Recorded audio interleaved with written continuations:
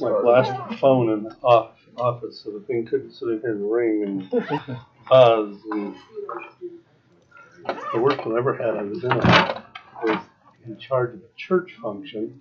I'm standing at the, not the pulpit, but the rostrum, and I put my phone underneath it, but I silenced it, but it was still on vibrate.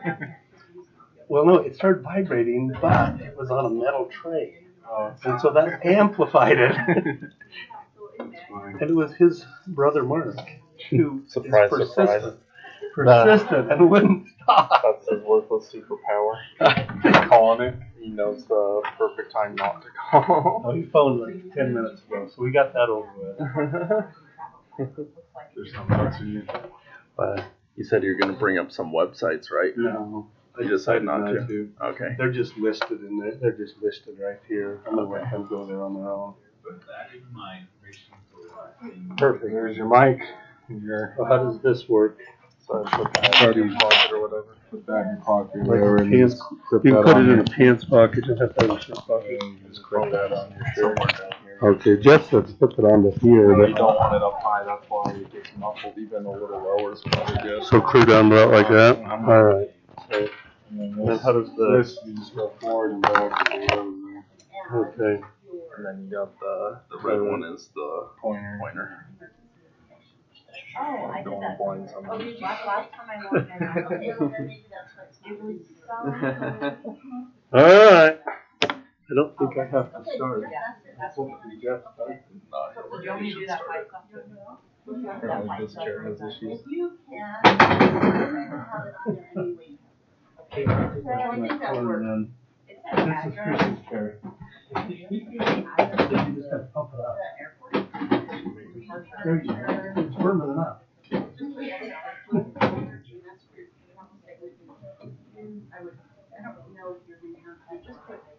What's all this? That's the camera. See all these USBs strung together? I just don't want these things up here to trip over them. Here are these. Oh, excellent. Just don't pass that with it. I was gonna let you just show yourself. Okay. I didn't let you know. No, I can. But you made it there, so. And so when there'll be that slide come up. I'll look and see how much they are. I can't remember.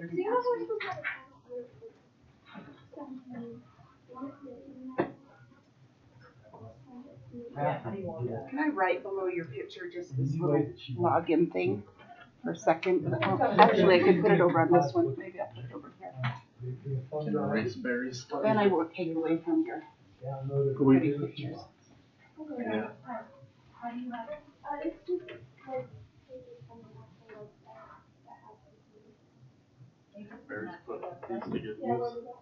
God watched you through the window.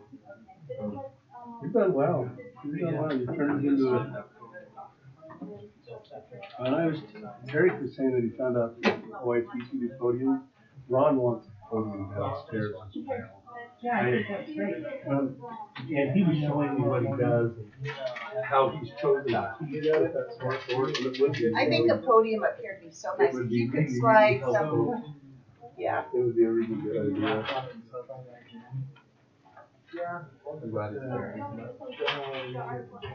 That one's actually, that one's one of my favorite.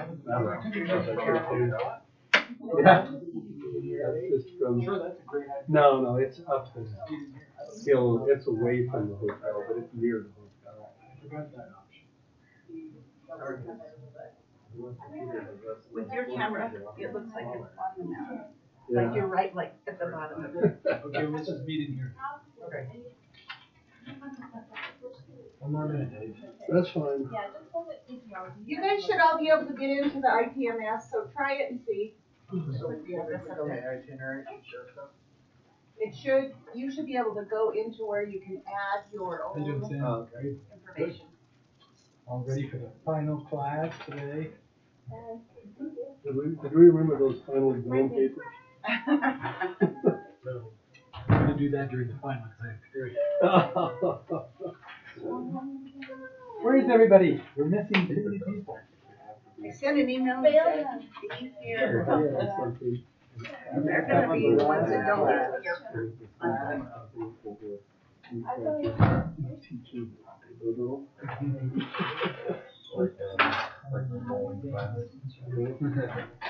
Okay, it's time to start. So you have to realize who we have in terms of Dave Chiggy.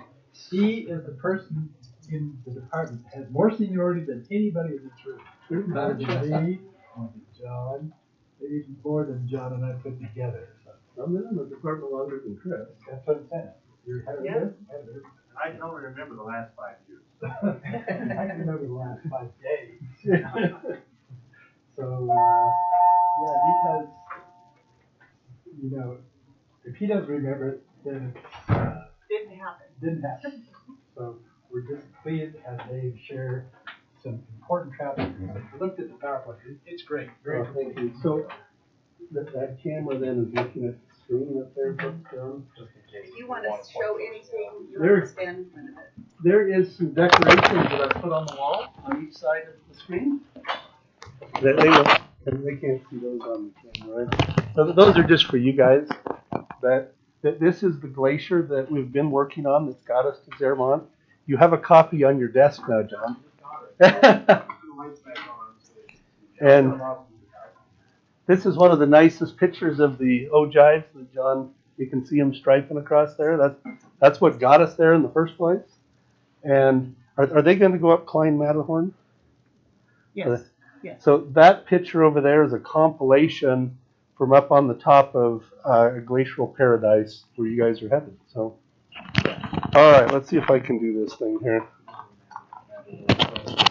Yeah, a little Matterhorn.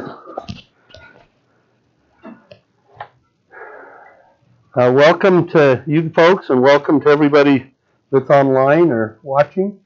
I am Professor David Tingey, and I am the department's safety officer.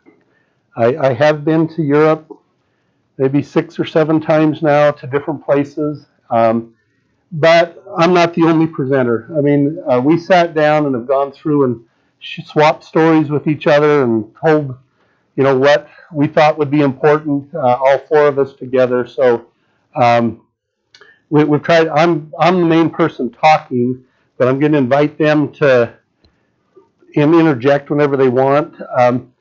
Just like in past lectures, if they interject something or if you ask a question, I've been asked to repeat that question so that the folks listening in can hear that. We are talking about travel and safety tips, and this is a nice picture of the Matterhorn. There we go. There's two reasons for this presentation. First, there's 2 facts we're going to focus on. One is preparation before you leave home, and things to do while you're traveling. And that's the whole purpose of this visit, is to cover those. Our purpose is to keep everybody safe and to make the trip enjoyable. And you can see here that gelato makes for a nice and happy day. Okay, and you will be within walking distance of that business. So. The presentation really is just an overview. So there are some sources of safety and travel tips that you can go to, as well as, you know, any sort of guidebooks or things you've looked at. My understanding is that this PowerPoint will be distributed, so you should have this information without needing to write it down. The U.S. State Department has some good stuff. If you go there, you can go specific country to country and look and see what it says. The Center of Disease Control, you're not going to a third world country. About what it's going to recommend is that you have your hepatitis shots. You don't have time to do A and B, but if you've never had a hepatitis A shot, you really should think about going to do it. That's the one that comes from foodborne stuff. And if you looked up traveling to Utah, it's going to say get a hepatitis A shot. Okay. It's just something that you really ought to do. Most people don't know this, but Transportation Security Administration, that is the TSA, that's the folks at the airport. And we're going to concentrate on that one just a tiny bit. If if you haven't traveled much, and the challenge of a group like this is we have folks that are listening in that have maybe been to these places more than we have and have been other places around the world. And we maybe have some of you here in this audience who have probably never left the U.S. unless it was on a mission or something. You know, that's the only real serious travel. And so a lot of this is new to you. And something you may want to do is if you go to the TSA website, which was here or on that past slide, they have this traveler checklist. And it's kind of a handy thing. Those of us that travel all the time, we just know these things, and we just don't even think about it. But it could be really helpful for you because you can, about what size of containers to bring, and then it tells you what to do as you even get there. Remove your shoes and place them directly on the x-ray belt.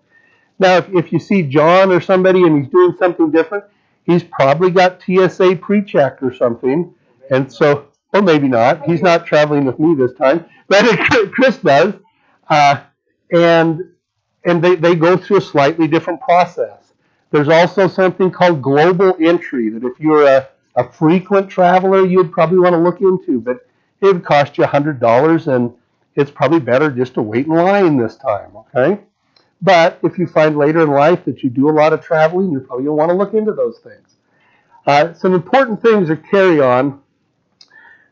I knew this was going to be a real grainy picture. I apologize to the folks online, but it's such a good picture that I wanted to show it anyway, because it kind of gives you an idea about carry-on versus checked bags and what you can take and what you can't take. There's pretty much anything you want to take, you can take. You just can't take it onto the airplane with you. And you would be surprised at the things we've had confiscated over the years. Frequently, people get their sunscreen confiscated because it's too big a tube. It's greater than the 3 ounces, 100 milliliters, and it gets taken away. And they don't even say, I'm sorry. They just take it away. Okay? And you get held up. And you get held up. A lot. One of the, we have had some strange ones. One of the strangest ones we ever had was going to Europe. And because Scott Ritter had to switch his luggage around real quick at the last minute, he had a trenching tool. You know what that is? Like those military trenching tools? He had a trenching tool in his carry-on bag. We no longer own that trenching tool. Okay? Because they'll just confiscate it. Any knives or anything like that, they're just going to confiscate them. Reverse tried to take a little teeny bottle underneath the limit of hydrochloric acid. Right. And that didn't make it. Didn't make it. So please, if you're not a very experienced traveler, go to this website, read what they have, look at these things, familiarize yourself with it, and I think the important thing is something that Chris Mortensen just said. I forgot already that I'm supposed to repeat it. She just said you get held up, and that's probably the real critical part of this. You want going through security to be nice and smooth and easy and out the other side, and off you go to the gate, and it's a problem when you have even the slightest thing, they hold you up and they want to search you, okay? And it happens to us frequently, unfortunately. All right, let's talk about passports. Your passport is your travel documents. Remember, you're not in the United States now, and you need to keep your travel documents with you at all times. And there's different strategies you can do to do that, to keep it safe. One is the little fanny pack thing, some sort of thing that can go around your neck. And Chris Mortensen has a couple of examples here that she's going to hold up so you can see that are exactly those type of things that she uses. This one is about $10. I use this a lot. The only reason I am going to a different style is because I can't stand this thing around my neck. But it has a pen, which you're going to need a pen on the plane. He'll talk about that more. You can put your license in there. You probably won't need it. Your passport can go in. And the thing I like the best is it has a little zipper that you can put your credit card in or cash. I happen to have some Bahama money in there from the last time I went. So this one's a good one. It's about $9, $10 on Amazon. It's not very expensive. This one we bought just on a fluke to go to Disneyland, but it worked out really well. So this will go around your waist. It's got 2 pouches. The pouches are big enough. My passport's in there now, so it'll fit. It'll also hold your phone if you're taking a phone. There's also enough room because it's got kind of a little stretch to it in the back. Well, anyway, you can put your credit card in there, your money, and it just goes around your waist. So it's easy to take off if you want to put your, get your money out, or you can just put it right under your clothes and go for it. So. What's your question? I just have a question for someone who's watching it. They said you should do it in front of the camera so they can see what you're holding. Okay. Yeah. Oh, okay. Let me go up there. And this one on Amazon, it's 2 for $10.99, but you get usually a pink one and a black one, so you might want to find it. Okay, where's my camera? All right, so the one that I was talking about that has 2 pouches and it goes around your waist is this one. This one will hold your passport. You can put your phone in here. It has quite a good size pouch there, and it's nice and stretchy, so it fits many sizes. This one's about $10. You get 2 of them, and we'll put the link on. We'll send the link out to you so you have that one. And then this is just the regular passport one that goes around your neck. Has pouch for that. Has a zipper for money or whatever. You need to carry your documents with you all the time. When you're on a hike, anywhere you go, you need to carry them. So get whichever one is the most comfortable for you and make sure you carry them. Because if you get stopped, then they want to see your passport. You better have it with you. Okay? Now, we go ahead and drop it. So what I use, and I'll bring it over to the camera, is I have a small leather pouch that I carry with my passport inside of it.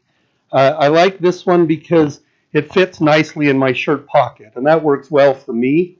It also, as Chris mentioned about the other type, it's got little pouches and things, and that's actually a document in there from when I was in the Bahamas in February, so that I had to fill out. So this is the kind I have, and I like it. Now, one of the issues to face here, and we're going to face a hard reality, and that's simply that muggings and thefts do happen in the world. And we're taking you to very, very safe places. You're going to be in groups together.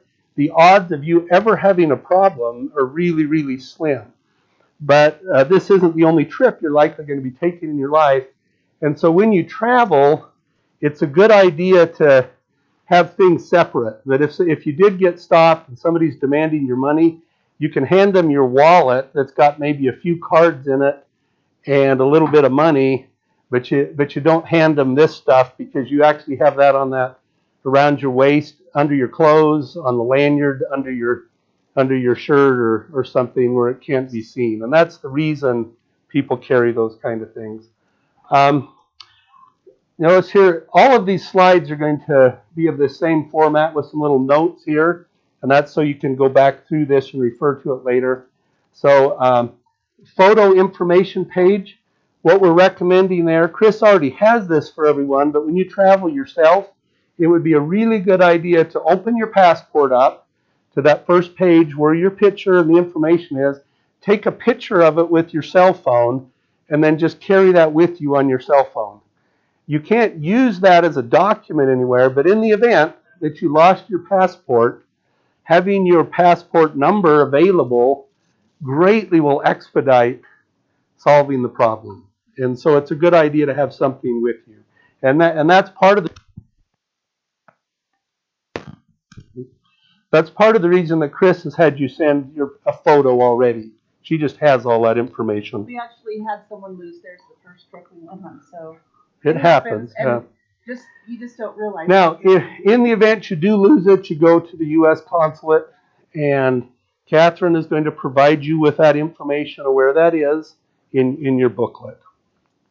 All right, as you arrive in country, now you might be entering from a variety of different countries into Europe because you're all taking different flights.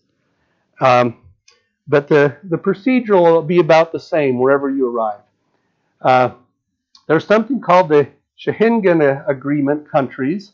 It's not necessarily the same as the European Union, but those are countries that have agreed that when somebody enters their country, their passport is stamped and it's good for all of the rest of the countries.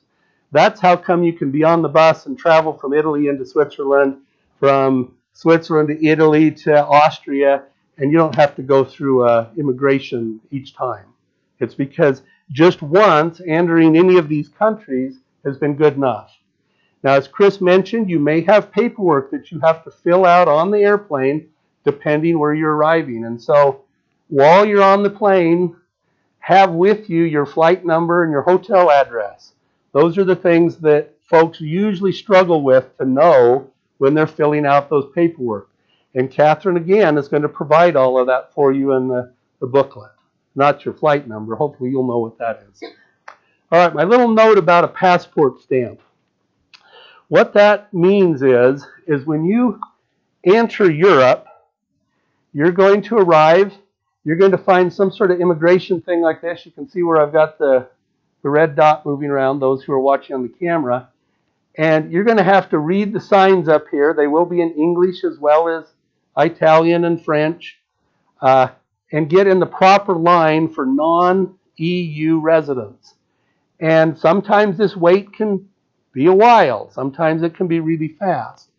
But you're going to need to go through that line.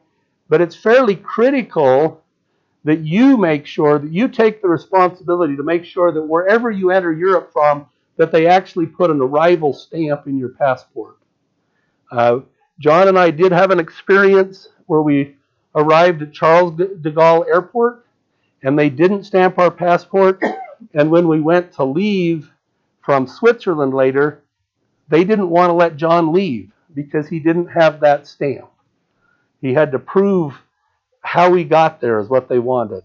So you have the responsibility just to make sure that that person does stamp it, and that's at whatever country you arrive in Europe, not necessarily when you arrive in Italy. Okay.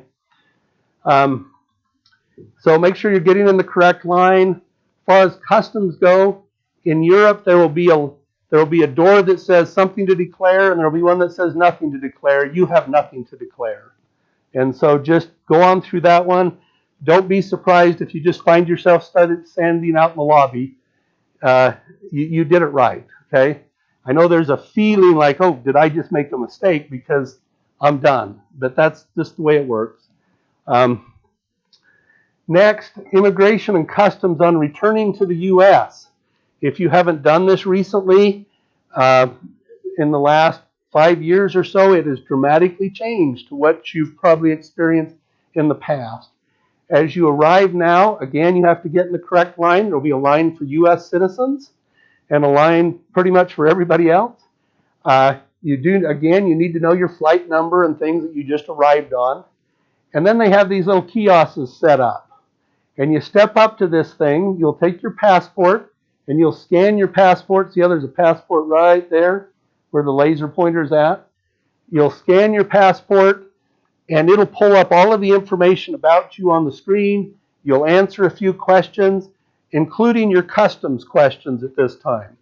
Now, the customs questions are going to be about what did I buy in a foreign country and I'm returning to the U.S. But the magic numbers are like $10,000 worth. It is unlikely that anybody on a BYU trip is ever going to buy enough stuff to worry about any sort of customs taxes or even a declaration, really. But be honest about it. I bought $10, $100 worth of gifts or something. But don't worry about that you're going to end up getting charged a fee for bringing it into the country because the limit of what you can bring is so high. This little machine will then take your photograph. That's a camera right there at the top. Tall people need to really squat down because it takes a picture of your chin or up your nose, which is what I usually get.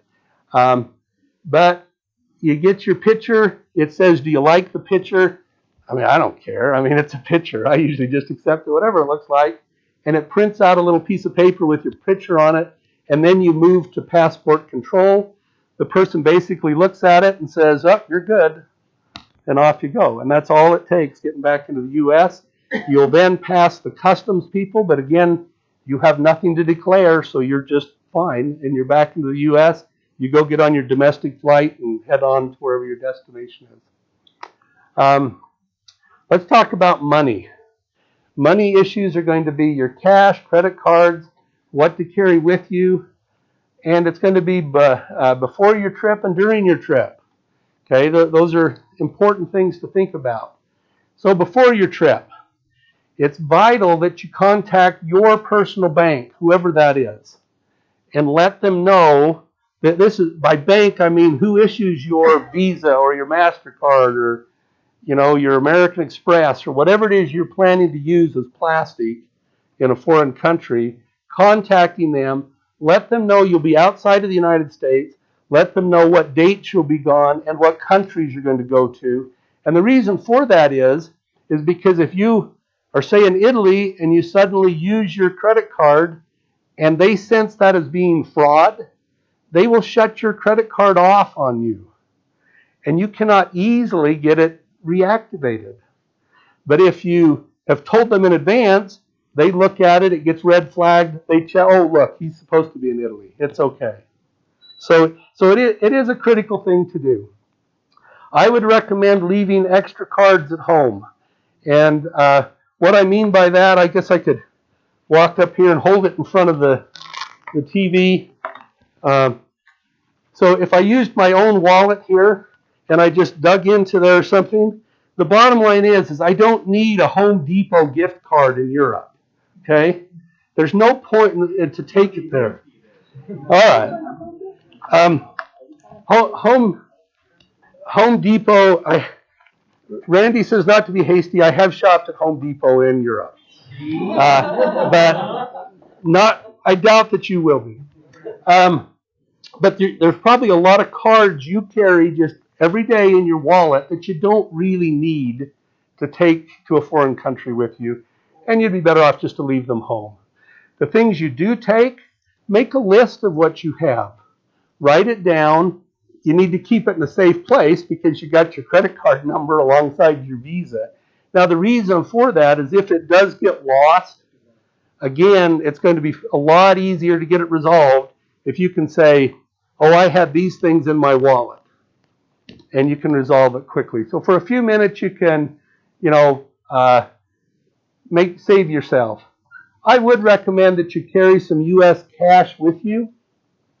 When you get to a foreign country, and we'll talk about this more in the next slides, you can either take money that you've brought and get it exchanged into the foreign currency, or you can go to an ATM. But if you actually have some money with you, it guarantees that no matter, even if you have an issue with the ATM, you still got something with you while that issue gets resolved. And sadly, issues do happen sometimes. Yeah, Chris. On the make a list of the card you're taking, also, if your card happens to get stolen, you're going to want to cancel it right away. And so you need the number on the back of your card, so make sure you write that down. That's a good point, thank you. All right. Okay, in Italy, you're going to be buying things. In both Italy and Austria, you're going to be using the euro. In Switzerland, you're going to be using a Swiss franc. So you're going to be using two different currencies. When you arrive at the airport, there will be a number of different little sales places like this. Buy your euros here. And so you can go there. I'm sure they'll take your credit card or they'll take your US dollars and they will convert it into foreign currency that you want to have. That comes with a fee. Anything from $5 to $7, $10, depending on how much you're going to get. Now, here's the benefit of doing it with these folks rather than just going to an ATM. The only benefit is that when you get back to the airport on the way home, any money you have left and you want to trade it back, they will do it for free because you've already paid for their service. And so at least, maybe if you were together as a group, at least a group of you might say, hey, well, let's do some here so that we can trade it back when we're done. Okay? In Italy, they have Bancomat, and you're going to find that it's going to work just exactly like an ATM in this country does, if it works. And that's a good point, if it works. Something you need to be aware of, in Europe, for the most part, you don't get charged a fee for actually using this ATM. Your facility will always charge you a fee, whatever their fee is. But you may want to check with your bank and look into it before you go and try to get an idea of what fees you're going to get charged for using an ATM in another country. Because the fees might be high enough that buying your euros might prove to be actually a cheaper option. So, but you're going to have to make those decisions yourself. When you step up to this thing, it's going to ask you, what language do you want? Just pick some language you speak and you're going to be fine. You'll be able to read it while you go. You'll notice that here's the denominations of euros. The bills are actually slightly different sizes. Unlike in our country where bills are all the same size, and their coins are pretty interesting. I personally find the €2 one and the €1 to be kind of fun coins where they're the two metals together. Once you get to Switzerland, we have an entirely different currency now. Now, what I would recommend you do here is you're probably not going to have an opportunity to get any Swiss francs unless you bought some at the airport when you arrived. But right in Zermatt, there is a Swiss credit within literally a stone's throw of your hotel. And there is a UBS bank down the main road in Zermatt. So within just less than a 5-minute walk of your hotel, you have either one of these that have ATMs. And then the same thing applies. You'll put your card in, pick a language you like, and away you go. You'll notice here that the money is quite colorful. The coins are going to surprise you because they weigh maybe 3 or 4 times what U.S. coins weigh. They are heavy. And coins are commonly used in Europe. I mean, there's a 2 franc and a 1 franc, and I think that one's a 5. And coins are commonly used, so just recognize that you're probably going to get change back even as coins, but some of those are actually fairly high denomination coins. Now, something that Chris asked me to point out to you is that while you're in Zermatt, that's the only time you're going to be using Swiss francs. Okay?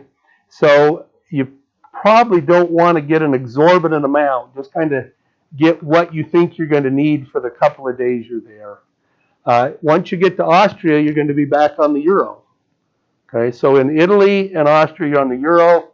In Switzerland, you're on the Swiss franc. I'm not. We are going to make one stop. Jeff says we're going to make one stop in Liechtenstein, and I believe it's the euro, so I think you're going to be okay. So, or Jeff can buy you lunch there, I guess. All right, so money again. Here's just run down through a couple of ideas. You really need to, particularly in Europe, shield your PIN as you type it into the ATM. There are people that specialize in making their living by finding out what somebody's PIN is and then go pickpocket them and steal their card. So you kind of shield it, make sure there's not somebody lurking around watching you. It's recommended that you don't use an ATM that looks like it's been tampered with, because we have a problem in this country, at least a gas pumps of people skimming. Well, they have a problem there of people skimming ATM machines, particularly in Italy, not so much in Switzerland. But if it looks like the thing's been tampered with, I'd just leave it alone. Yes? That points out that they use the Swiss franc in Liechtenstein as well. There you go. So you might be in good shape. So what was just pointed out to the folks online is that you can use the Swiss franc in Liechtenstein. So I actually watched a video recently in Italy of like multiple ATMs that had been tampered, and what they did is they just, where you insert the card, they built a plastic enclosure that looked identical to the ATM and inserted it. So as the card went in, it fished the number off of it. And so, yeah, anytime where you put the card in and it looks tampered, you want to be careful. You're starting to see why a paranoid guy like me buys my money at the airport. Yes? So would you recommend using cash more often or use a card? All right, well, that's a good question. We're going to get to that one. You are a perfect straight person there for my comedy routine. All right, the question was asked, should we use cash or card? You're going to find out that Europe is nothing like the U.S. as far as credit cards. We use credit cards for everything. I mean, you go to the vending machine and use the credit card in this country. In Europe, the majority of places do not use credit cards.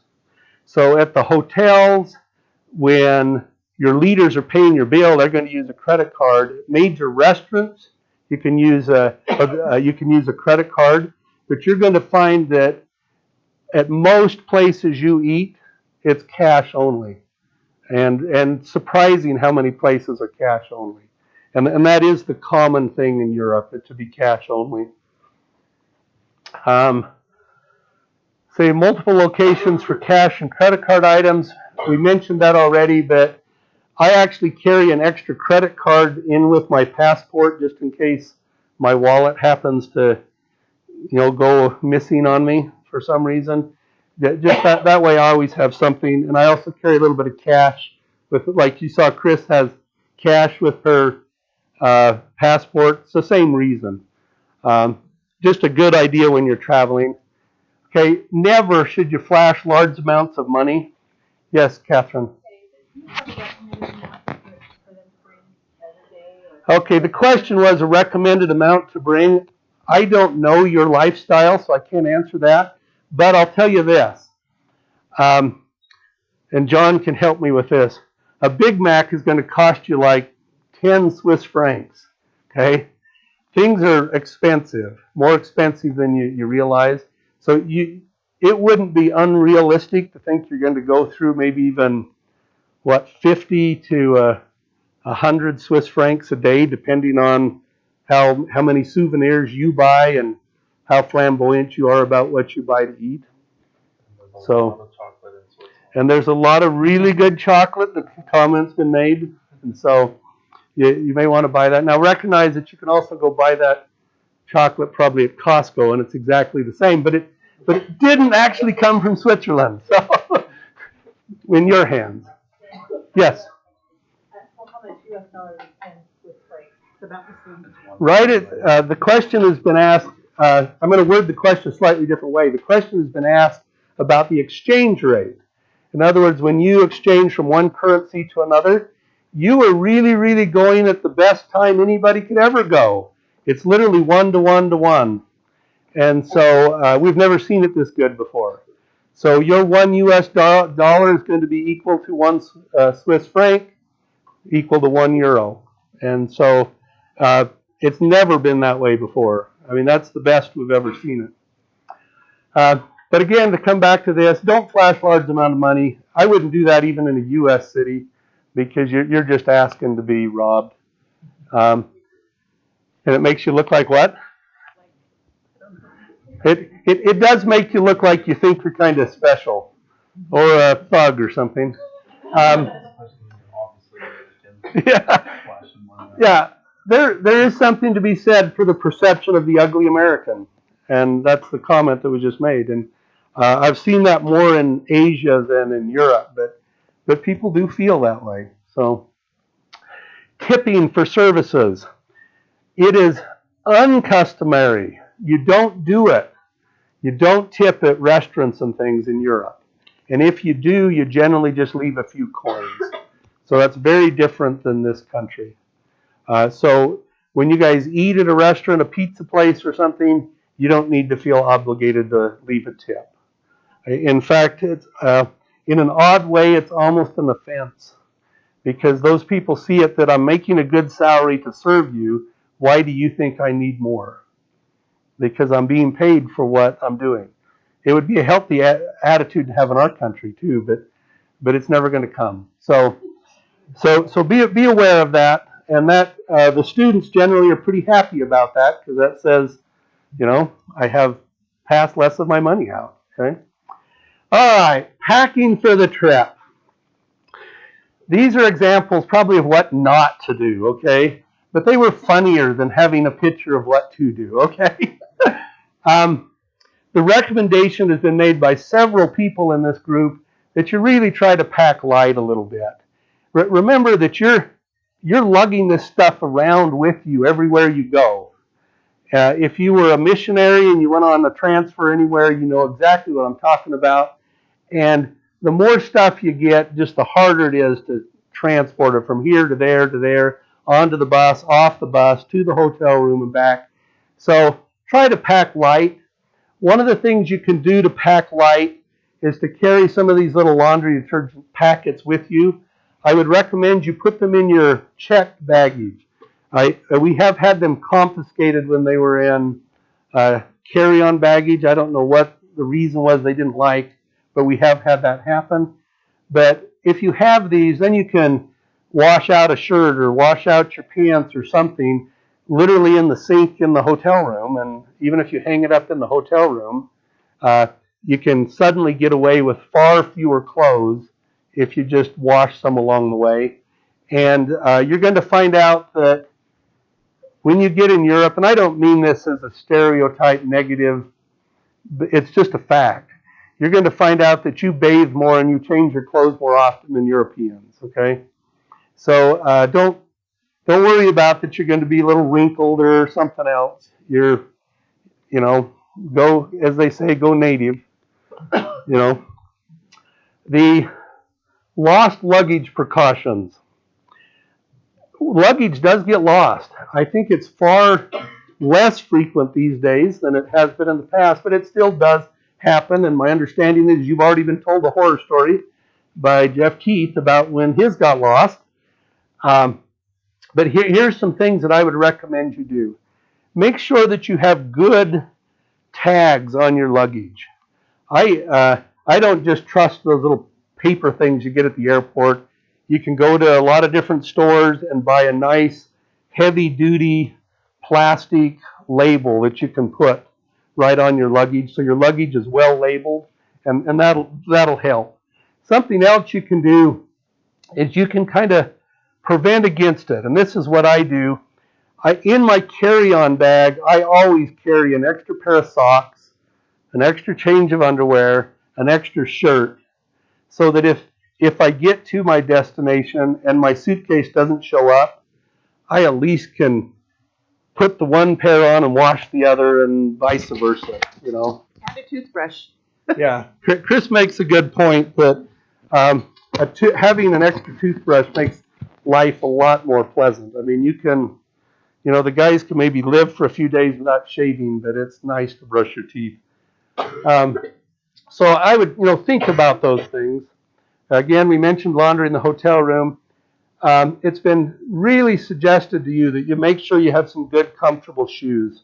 The hike, some of the hikes you're going to go on, from a geology perspective, they're probably not too strenuous, but if you had brand new shoes that weren't well broken in, probably a walk just down to the park could be painful. So we highly recommend, if you don't have the shoes yet, get them bought now and start hiking around.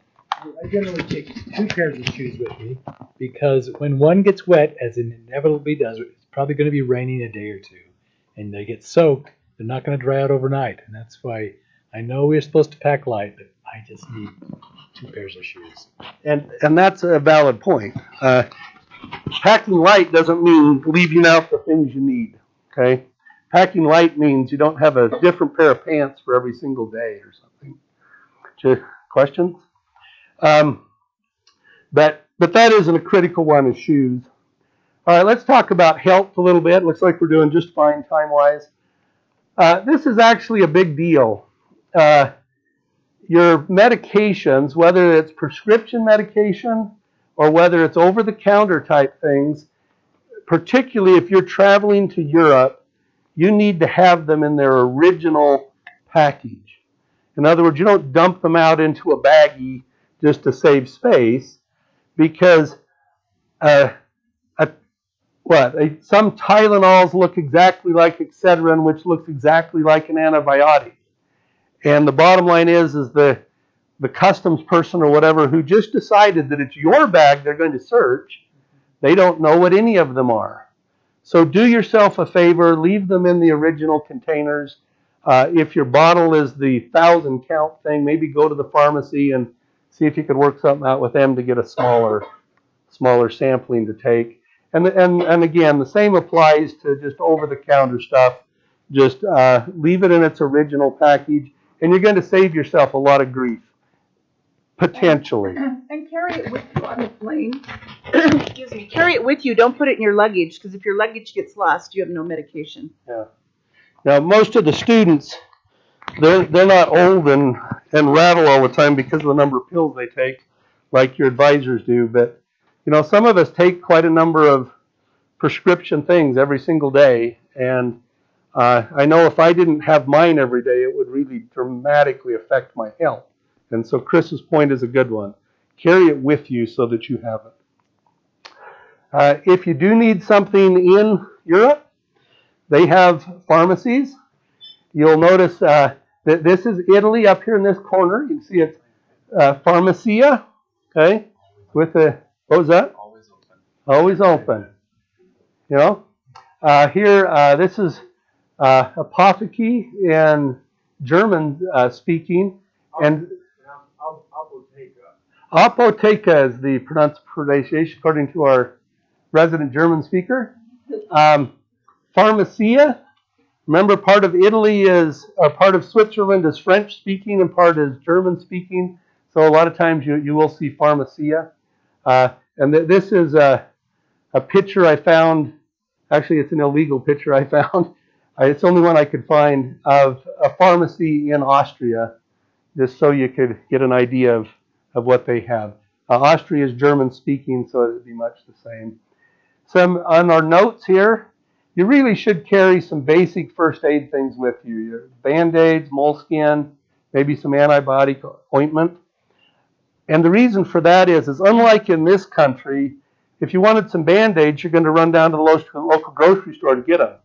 Nothing that's considered medical is sold at the local stores in Europe. You have to go to a pharmacy for it.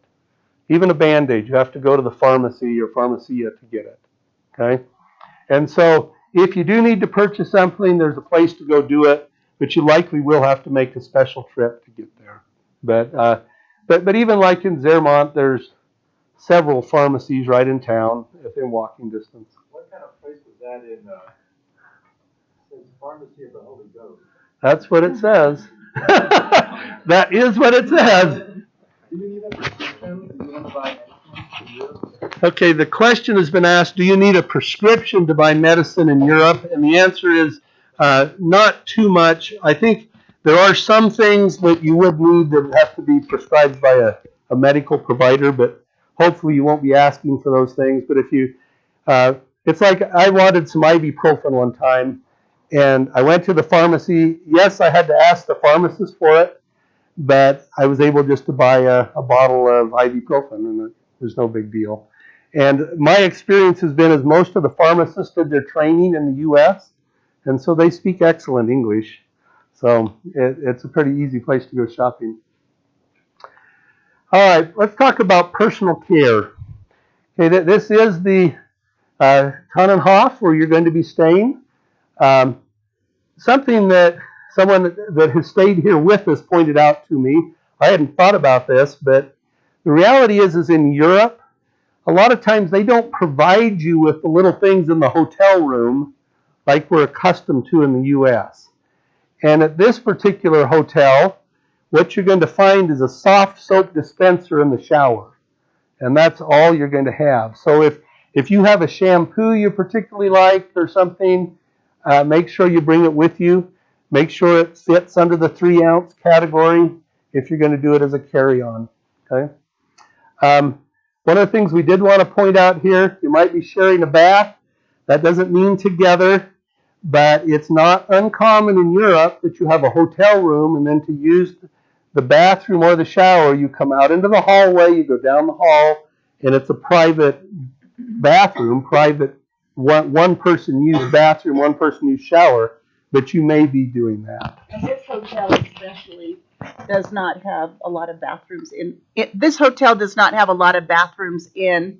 In fact, there's a bath and shower room on the 3rd floor and I think the 1st floor. So it's almost a guarantee that when you're in Zermatt, you're going to experience Europe. Okay, that's just the way it's done in Europe. Of like where the toilet is in the shower. Uh, One of my customers in Italy, the last time the toilet was in the shower, so you literally, be on the toilet while you shower. well, the comment has been made that somebody has seen a place in Italy where the toilet, the commode was actually in the shower. I haven't seen them that close together, but if you think a Motel 6 is small, you probably haven't stayed in a European hotel room, okay? That wasn't actually a shower, that was just a leak.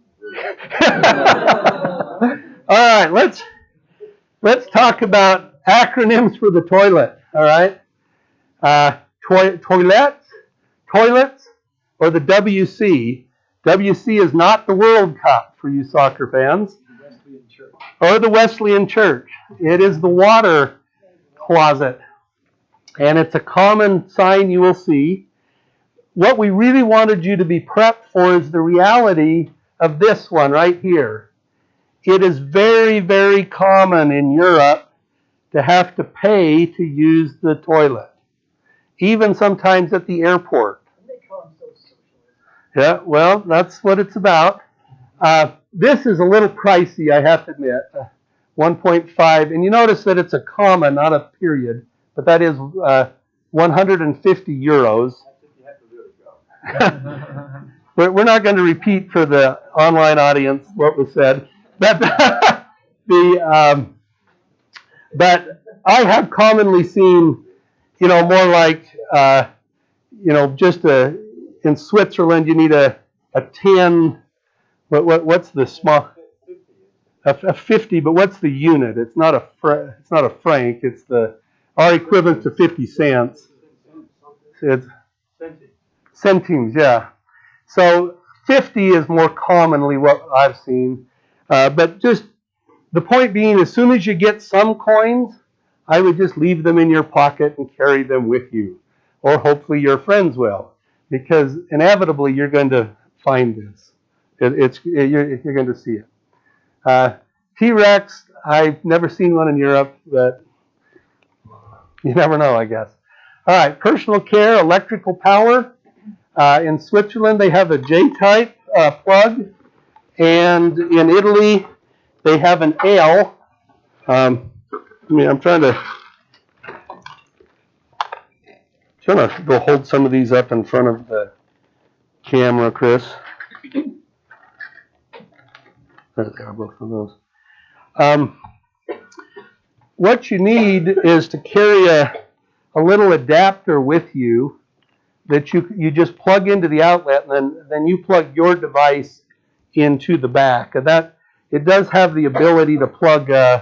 These have the ability to plug a 110 like we're used to right into the back end of that. But if you're taking anything with you, that's probably good enough, Chris. Thank you. If you're taking anything with you that might need to be plugged in, you need to make sure you've got some of those with you. Yes, Jeff. Cell phone charger automatically has a step-down voltage converter from 220 to 110. It's just yeah. Jeff is also a perfect straight man.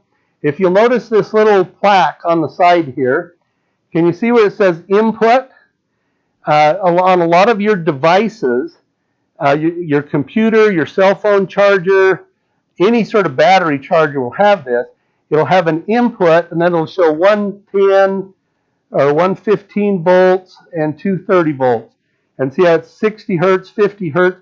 What that's telling us is that we can just directly plug that device in the US, where we have 115 volts, 60 hertz, or you can plug it directly in Europe with a 220 volt, 50 hertz. Now on your cell phone charger, it's going to be such small writing that you're almost going to need a microscope to see it. But Jeff is completely right.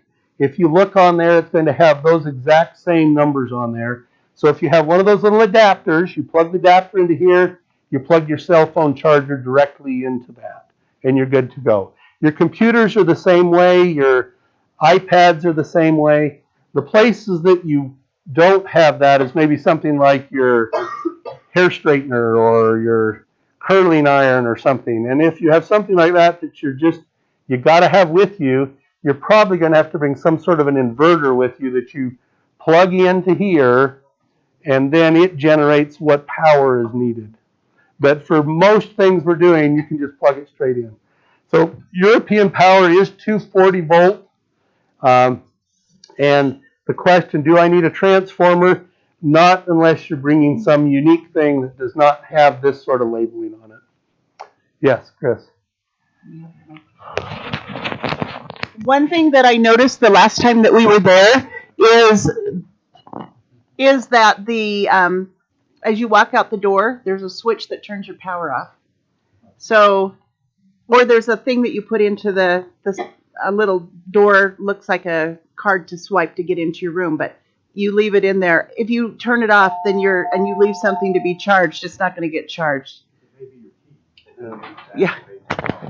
Yeah, what they're describing, I've seen this all around the world, to literally to save money, a lot of hotels have it that when you remove your plastic key card for the room, it shuts the power off to the room.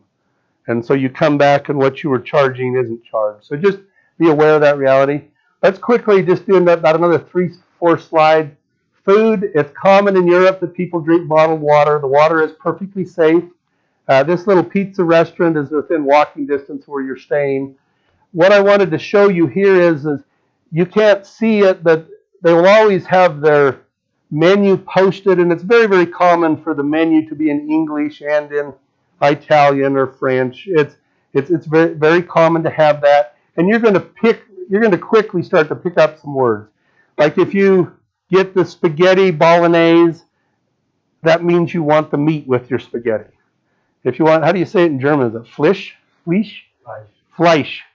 In German, if you have the spaghetti Fleisch, then you're having meat with your spaghetti. And so you'll quickly start to pick some of those words up. There are grocery stores, and they have very high quality foods. And this is a street right in Zermatt. One reason I've showed is this M that I'm circling there. That M stands for Mikros, and that is a very large just grocery store and almost anything sort of store. They're a chain that's all across Europe. There's also a Coop store in Zermatt and other cities you go to. I've found these in England and in Turkey. These same stores, and Switzerland, Italy, Austria. You'll find those same stores, and they're just a standard grocery store like we would expect. A lot of the labeling will be in the language of the country that's there, but it'll make sense to you still. One of the things that was suggested we point out to you is that if you go to buy produce, you have to actually weigh your produce while you're still in the produce department. You look up on the computer screen what it is, and you print out the price sticker that you then put on it and take to the regular check stand. They don't weigh anything or help you at the check stand. Also at the check stand, Europeans do not have somebody there bagging their groceries. They always bag their own items, and they don't provide you bags in the store. So if you, but you might be able to buy one, which might cost you €2. Sacco? You need a sack? Yes. Jeff just said they'll ask you, Sacco, do you want to buy a sack?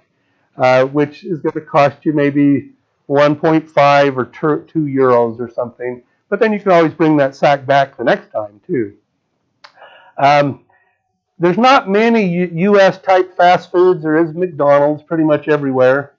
And they do kind of customize the McDonald's for the country a little bit. But otherwise, I've noticed KFC, we've seen it over there now, Subway, but for the most part, you're not going to find too many of those.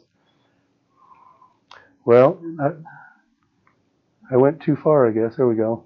That's just another close-up of that M for Mikros. Again, this is right in Zermatt, just so you can see what you'll be looking for. And that's within a couple of blocks of your hotel. All right, language. Fortunately, in Europe, you can travel pretty much anywhere in Europe as long as you're in the main tourist sort of routes, and you're going to be just fine. the street signs and airport signs, and at the airport will have English as well as the other language. You'll notice here German, English, and French, and so all on the same sign. And you're going to find that again and again and again. You're going to be able to get by just fine. I mean, you're going to be surprised actually how easy it is to get around and to know how to get around.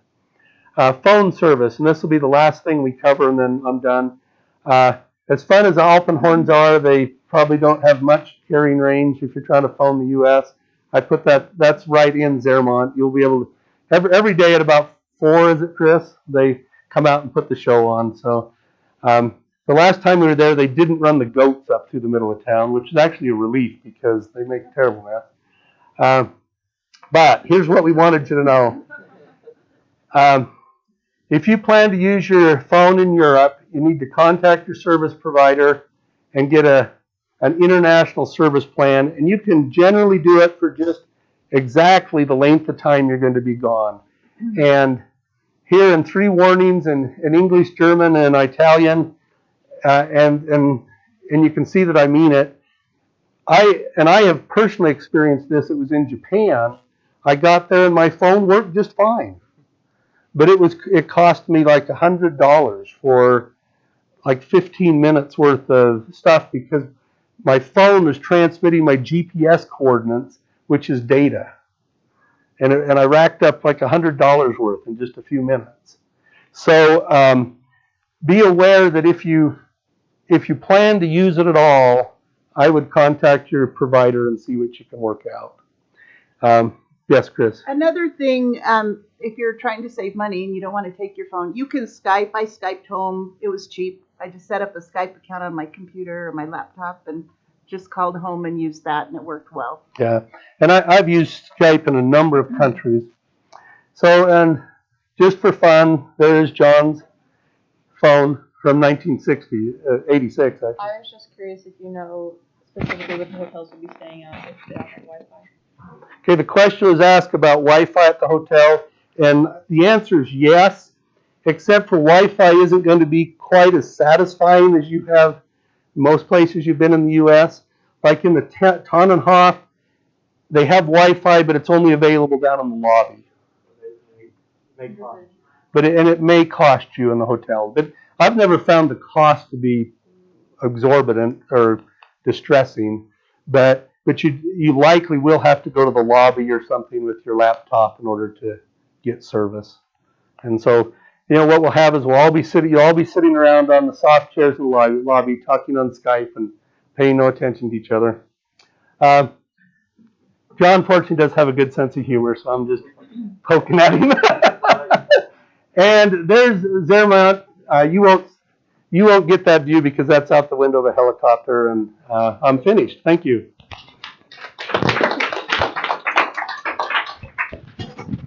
Questions? So, do you The question has been asked about taking a computer with you.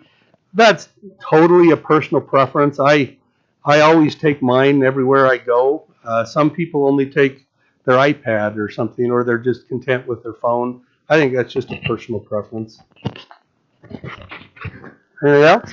I was going to ask if airport security in Europe is any less or more strict than TSA. Okay, that's an excellent question. The question was just asked about airport security in Europe. You're going to find that the requirements for carry-on is identical. That'll be exactly the same. I have never seen a full body scanner anywhere in Europe. Generally, it's just metal detectors, and I've never felt like it was any more strict. I did get stopped briefly in Switzerland one time when the guy held my tennis shoe up and he thought it was so enormous it was hilarious, and he had to show all of his friends and buddies and they had a good laugh at it. But that's the only odd experience I've ever had. Anything else? Chris has some things she's going to pass out, and I guess we'll sign off now for the folks online. It's been good having you with us.